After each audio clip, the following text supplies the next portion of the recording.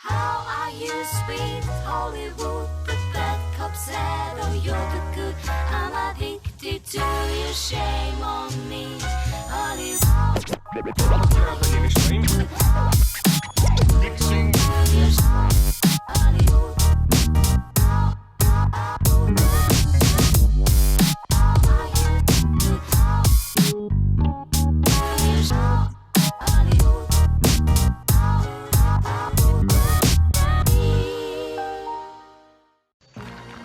Üdvözlöm Önöket itt, a Vasadény hírügynökségben. Elege van már abból, hogy főzéskor egerek szaladgálnak a lába alatt. Elege van abból, hogy apró kulcsomóját soha nem találja meg. Így már legújabb modellünk, egy 3 literes főzőlény zomaszbe vonattam. Tökéletesen lehet használni vízi főzésre, vagy éppen bármire. Van neki füle!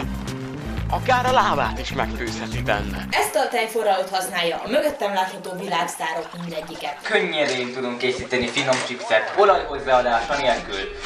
Enélkül a lábas nélkül nem tudnád magad megvédeni az idegenektől. Vegyél lábast! Enélkül a lábas nélkül nem ülnék itt, és nem adnék el neked egy lábast. Olyan a színe, mint egy Ferrari-nak. Van rajta egy gomb, amiben nézed a Facebookot. És még egy férfit is meg lehet vele verni.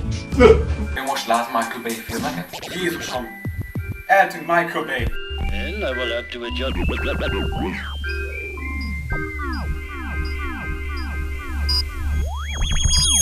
Annyi forintosom lenne, ahányszor különbesz nekem. Egészen biztos vagyok benne, milliómos lennék kedvesem. Hadd szóljon! Naponta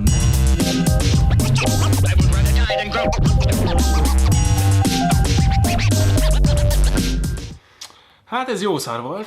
Én megmondtam. Nem hiszem el. Annyi feladatot kaptak, hogy adjanak el istenverte vasedényeket. Erre ez sikerül. Azt azért hagyjuk meg, hogy egyrészt filmek kitárgyalásában jók. Másrészt ez a Vasedény hírügynökség egy orbitális baromság. Valahogy pénzt kell szereznünk erre a tetves műsorra, ha nem akarjuk, hogy a fiskális negyedévünk bukás legyen. Csak a fiskális negyedévet ne. Vigyetek el helyette, eleget éltem. Majd akkor legyen nagy a pofát, hogyha te vagy a főnök, oké? Ki kell találnunk valamit. Oké, figyelj, mit szólnál egy tudatosan targetált, korcsoportérzékeny tartalomfókuszhoz? Nem mondom, hogy nem hangzik izgatóan a bizniszbeszédet, folytasd. Mit szólnál, ha rebrandelnénk a formátumot, hogy egy fogyasztói igényorientált tartalommal értékesítsük? Szirmai úr, maga el akar csábítani engem? Fúj. De ha már így zöld lámpát kapott a marketingfejlesztési propozícióm, akkor beszéljünk is gyorsan a tökéletes trükkről. Oké. Nem. Késő. Szóval, 2 dolgot kell megbeszélnünk, mielőtt belevágunk ebbe az egész hatacáréba. Egy spoiler alert, oké? De masszív. Nincs értelme úgy beszélni erről a filmről, hogy nem tárgyaljuk ki a végét, úgyhogy hatalmas spoiler party következik. De ezt gondolom senkit se zavar. Ha még nem láttad, térj észhez! 2. Ez nem egy rituális áldozat Szent Nolan oltárán. Ha képtelen vagy az esetlegesen felmerülő kritikát elfogadni a harmadnapra feltámadott filmrendező munkásságát illetően, most csukd be a videót, mert már vár a többi szektatag a vérkör körül, ahol kézenfogva megidézik a jól öltözöttség védőszentjét, hogy együtt próbálják elüldözni a bádogember társszerzésének gonoszságát ebből a világból. Oké, megvan, nyomjuk. Miért pont Christopher Nolan? A kérdés azért kezd kínzó lenni. Bármikor szavaztatok eddig videótémáról, egy Christopher Nolan film mindig ott figyelt az első 3-ban, és ez nem véletlen. Korunk egyik legnagyobb, sőt legbefolyásosabb rendezőjeként tartják számon az öreget. Na de miért? Miért fogadja el a félvilág, köztük én is, hogy a Fekete Lovag egy generáció meghatározó film? Hogy tudja elkapni ez a forma több korosztály lelkivilágát és látásmódját újra, meg újra, meg újra? Nos, én nagyon sokat agyaltam ezen a témán, és úgy érzem, hogy meg is találtam a választ. Nézzük tehát egy illusztrív és játékos példával. Mi a közös a következőkben? Álmok, emlékek, varázslat. Egy férfi bohókás denevérruhában. A válasz az, hogy Christopher Nolan képes mindezen könnyed témákból totál depressziós technokrata attitűdű lehangoló kék-szürke melodrámát fabrikálni, ahol jól öltözött férfiak félsötét szobákban aggodalmas borulátással dünnyögnek egymás fülébe a világ kegyetlenségéről. És mi Imádjuk ezt. Szerintem ugyanis itt tart jelen pillanatban a nyugati társadalom tudatossága. Hála az internet adta robbanásszerű nemzetközi felvilágosulásnak a nagy többség már tisztában van vele, hogy a világ egy szomorú, kegyetlen, háború és politikai elnyomás sújtott a sárgödör, aminek a mélyén milliók birkoznak a nagy büdös semmiért. És ezt a helyzetet átérezve Nolan realista meséi kellemesen hazatalálnak. Minden megmagyarázható, minden rideg és kiszámítható. A legcsodásabb részei az emberi létnek unottak, meggyötörtek és öltönyt viselnek. Nem is rossz öltönyt, jó öltönyt.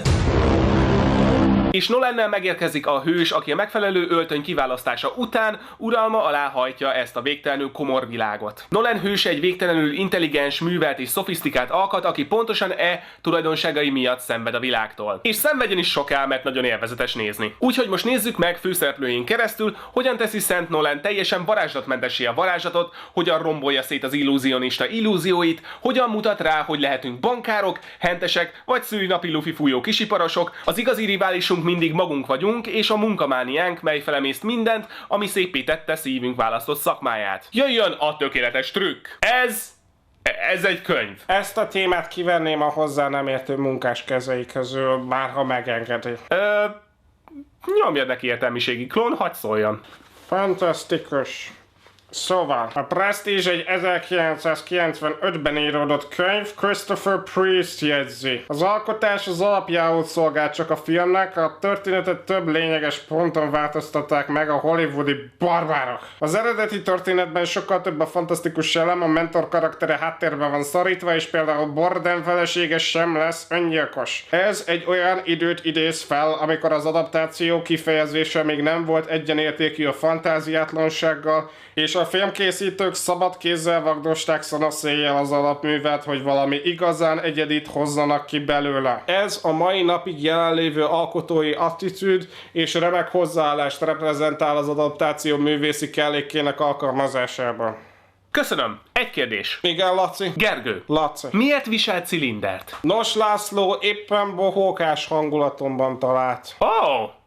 Wow, ez elég ritka. És el is múlt. Hálás köszönetem. Szóval, egy szabadon variált, de mégis adaptációs mű ez a tökéletes trükk, de akkor nézzük, miről szól a történet. Két varázslótanonc versengését követjük figyelemmel, ahogy szánalmas amatőrökből elindulnak a siker útján. Mindketten egészen más megközelítéssel és elvekkel viszonyulnak a szakmájukhoz, de a vágyaik azonosak. Végtelenül elismertnek lenni és egy boldog családot alapítani. Ahogy azonban egymásra pakolják a személyes mizériáikat és megpróbálnak túltenni a másikon, minden más lekopik, és egy cél lebeg csak a bevérzett szemeik előtt. Szakmailag és fizikailag is kivégezni vetétásukat. Így bizony, a film igazából egy tanmese a patológikus munkamániáról. A film végkifejletének és így az üzenetének sincs semmi kifejezetten szoros kapcsolata a bűvészmesterséggel, ugyanúgy lehetne szó bármilyen másmilyen szakmáról. De nem, komolyan, ez a film nyugodtan szólhatna két hiperagresszív bélyeggyűjtőről, pontosan ugyanannyi varázslat maradna a végére. Nálad van a Steve Jobs emlékbélyeg? Sosem árulom el. A bélyeggyűjtő. Tudom, hogy a végső monológ is ezt erőlteti, de azért valljuk be. Egy néző nem gondolja a film végén, hogy megúszhatja ezt a sorsot, ha nem kezd el nyulakat kirángatni kényelmes kalapokból. Ez nem egy szakma specifikus probléma. És nem azt mondom, hogy ez a film nem szól a varázsló világról, azt gondolom, hogy ezen bőven túlmutat. Üzenete és bemutatott sorsai ember és elborult vágy kapcsolatáról szólnak, és egy igencsak varázslatmentes világot tárnak elénk. Emellé a tanulság mellé a mágia az csak a keret. De ez az eltávolodás az alaptematikától nem baj, sőt, ez kifejezetten hasznos, mert így a sok tűzijáték helyett a film foglalkozhat olyan melléktémákkal, mint az emberi hit és a technológiai fejlődés kapcsolata. Névlegesen minden varázslat, ameddig nem tudod, hogy működik. És ez így is van, garantálom, hogy pár gondosan szegregált eszkimó nagymamát még ma is sírba lehetne küldeni egy jól irányzott Skype hívással. Aztán fontos mellékszál a külvilág kapcsolata az őrjöngő munkamániával is. Ki hogy reagál rá, mikor és mennyire rettenti el az embertelensége, és mennyire értelmetlen küzdeni ellene. Sokrétegű és remek történet, nagyon tudatosan és okosan átírva, szerintem rengeteg tanulsággal bír azok számára, akik készen állnak meghalni a munkájukért. Ha már itt tartunk, nézzük a karaktereket. A nők. Christopher Nolan nem tud divers női karaktereket írni.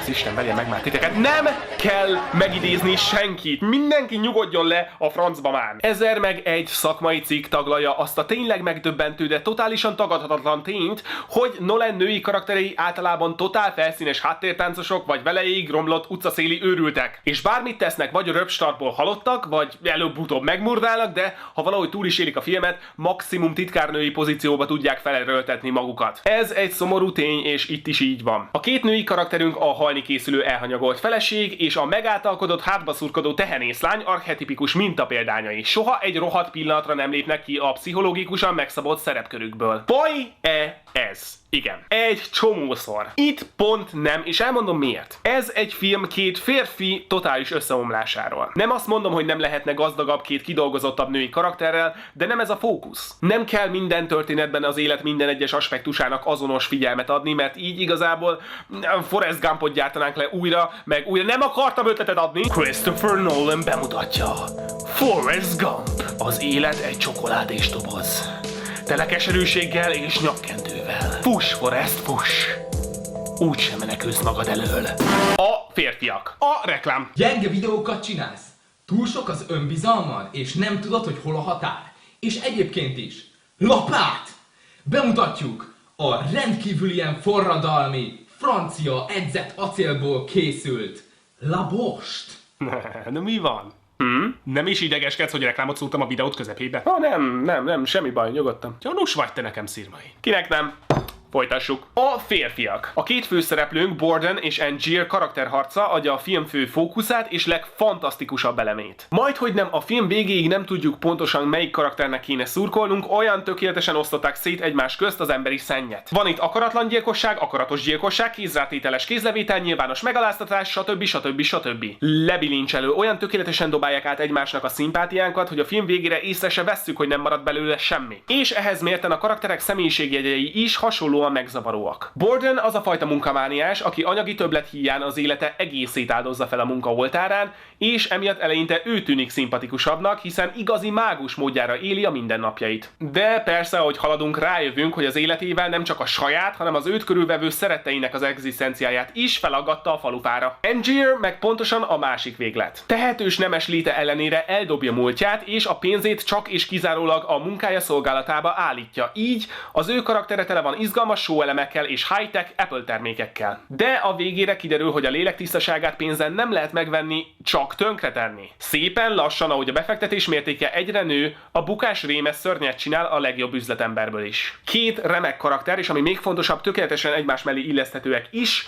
így együtt válvetve hibátlanul mutatják be a vizsgált személyiségtorzulások teljes palettáját. Az érdekes tény azonban, hogy a film beemel egy harmadik mágust is. És ő a csúcs, az abszolút etalon, a fő mágus, a Gandalf és Dumbledore szerelem gyereke, ebben inkább ne gondoljunk bele, de ő Tesla. Na most Tesla a való életben is egy élethossziglan tartó szüzességet fogadó, teljesen elmebeteg példátlan zseni volt, akinek pár találmányát láthatjuk is a filmben, de ezek meg sem közelítik azt a tudományos eredményt, amit ez a komplett pszichopata letett az asztalra. Ha nem ismertek, nézzetek utána. És az ő jelenléte nem csak egy vicc vagy egy utalgatás a valóságra, hanem egy nagyon fontos narratív elem. Emlékeztet mindenkit arra, hogy sajnos a munkamánia akkor sem feltétlenül kifizetődő, ha ténylegesen a szent cél érdekében áldozzuk fel magunkat. Tesla beleszeretett egy galamba. Én csak ennyit szerettem volna mondani, aztán tovább állok. Szóval ez mind szép és jó, ti már tudjátok, hogy mi lesz, hogyha belekezdek ebbe a mondatba, szóval ez mind szép és jó, van egy remek történetünk és fantasztikus karaktereink, de jó Nolani módra elérkezik a Prestige, azaz a címadó lezárása egy bűvésztrükknek,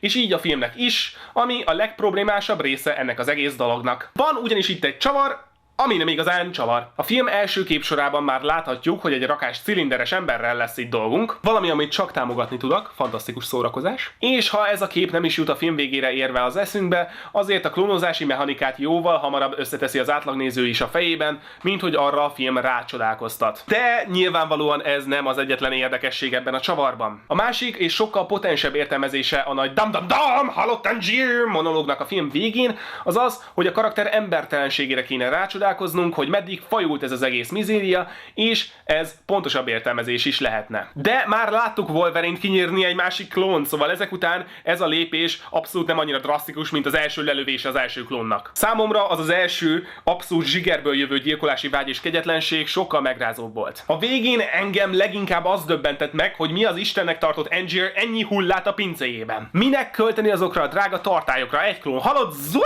kijöntöttük jöhet a következő. Nem szeretem ezt a beszédet. párbeszédet.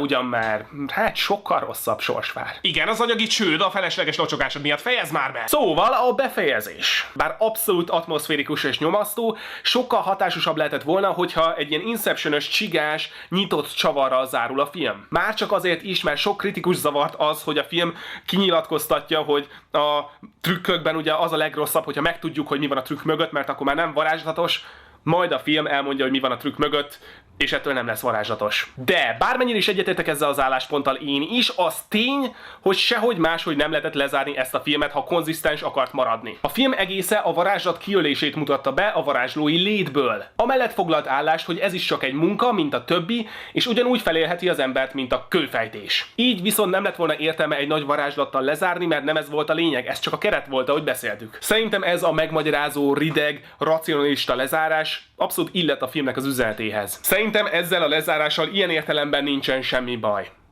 De az utolsó pillanatban valószínűleg Nolanék is ráeszméltek, hogy emiatt a lezárás miatt ez a film teljes mértékben szívtelenné vált, ezért beraktak egy utolsó mondatot. Azt a mondatot, amit Angier a halotti padlóján süt el. Ez az egész a közönségért volt. Lófaszt! Ki az Istent akartok átverni? Végignézem, ahogy ez a két narcisztikus egocentrika körbesimogatja a saját egóját, tönkretéve ezzel mindenki mást, és a végén be akarjátok adni nekem, hogy ez igazából valaki másnak szólt? Nem! Nem szólt másnak. Tessék felvállalni, hogy ebben a filmben nincsen szív, nincsen szeretet, nincsen megértés. Ez a két karakter teljes mértékben saját magának élt, semmi másra nem volt nekik jó a közönség, mint hogy őket megtapsolja. Egyszerűen nem láttuk nyomát a közönség szeretetnek. De ezt a helyzetet nem lehet feloldani azzal, hogy a film végén odavigyeztünk egy flitteres szívecskét. Ez egy ilyen lezárás, és ez egy ilyen film is. Tessék felvállalni. Nézzétek, ez a film nagyon jó. Igen, a vége egy kicsit döcög. Igen, vannak benne karakterhiányosságok és pár apró lyuk. Igen, ez egy szívtelen film. De egy remek film a szívtelenségről, egy remek karakterrajz a munkamániáról. Egy izgalmas kaland, még ha mágiamentes is. És végül is, kinek kell mágia, hogyha tanulhatunk valamit a rideg igazságról is. Befejezted? Ó, igen. Remek, ez a kísérlet is teljes bukás volt, berekeztem megint a műsort. Mikor tanulod már meg, hogy a YouTube nem a profitról szól, hanem miről? Ez az egész a közönségért van. Ne kezd már te is ezt a marhaságot. De most komolyan, szerinted mennyivel többet lehet keresni egy random X-faktorozással? Vagy egy pár totál random műsoridegen közönség kiszolgáltató szponzoráció elfogadásával? Annyival többet. Sokkal többet. Pénz. Bezony, de cserébe nem azt csinálod, amit akarsz, úgyhogy hanyagoljuk is már ezt a témát, oké? Nem oké, vége a dalnak, szeva? Akkor úgy fogalmazok, hogy nem rekesztesz be te semmit, maradsz a seggeden és kussolsz. És mire alapozod ezt a tiszteletlen hangnemet? Hát te mondtad, hogy akkor legyen nagy a pofám, hogyha én vagyok a főnök, úgyhogy ha az e-mailem nem csal, most már én vagyok a főnök. Hogy mit kíván a magyar nemzet? Igen, jól hallottad.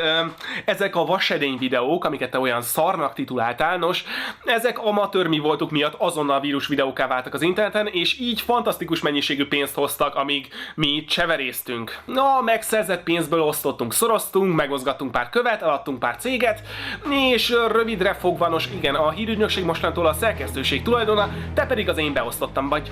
De ez lehetetlen, a cégeim eladásához a személyes jelenlétemre van szükség. Látod, pontosan ezért jó, hogy a klónjaim vagytok, mert mind ugyanúgy nézünk ki. Új lenyomatok meg minden. Yes, Monzikám, I saw the entire company. Hey, what's up, dude? Hey, thanks for the money, yeah? Yeah, so, listen, Monzi, what are you doing Friday night? I'm thinking nachos and sex. Monzi! Jó!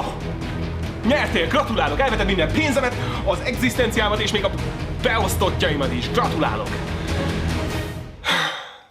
Mivel érdemeltem ezt ki, ha? Nem értem, már az 5. vagy, aki megpróbálja. Miért nem tudjátok megtanulni? Ne baszakodj a műsorommal!